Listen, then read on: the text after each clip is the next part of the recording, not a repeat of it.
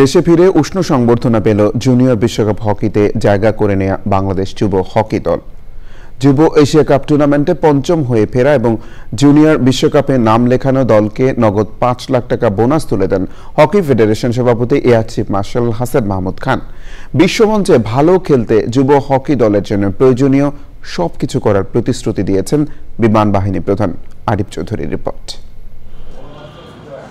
ওমানের মাস্কাট থেকে জুনিয়র বিশ্বকাপে নাম লিখিয়ে সকালে ঢাকায় ফেরে বাংলাদেশ যুব হকি দল।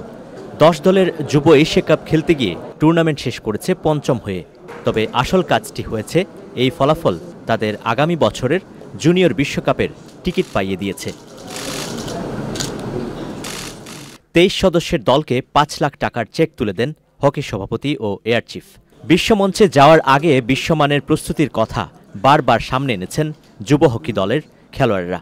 ইউরোপের দলগুলোর বিপক্ষে বেশি বেশি ম্যাচ খেলার সুযোগ চান তারা। ওয়ার্ল্ড কাপ যেহেতু এখানে এশিয়ার পাশাপাশি ইউরোপের দেশগুলো আসবে, আমাদের ইউরোপের দেশগুলোর সাথে খেলার কোনো এক্সপিরিয়েন্স নেই। সো আমরা যদি এই ইউরোপের দেশগুলোর সাথে প্র্যাকটিস ম্যাচ খেলতে পারি বেশি করে, তাহলে দেখা যাবে তাদের যে টিম ক্যাপাবিলিটি বা তাদের যে খেলার স্পিড, তারা কেমন স্ট্রাকচারে খেলে, আমাদের ওই আইডিয়াটা হবে। যতটুকু ইমপ্রুভ করছি আমরা, এর থেকে আরও বেশি ইমপ্রুভ করা লাগবে, কারণ বর্তমান প্রেক্ষাপটে ইউরোপ কান্ট্রির প্লেয়ারদের সাথে যদি আমরা খেলতে যাই, ওদের সাথে তাল মিলিয়ে আমাদের খেলা লাগবে। অর্জনের সেলিব্রেশন উপভোগ করার সাথে সাথে বিজয়ীদের সতর্ক করেছেন হকি সভাপতি air chief marshal Hasan Mahmud খান।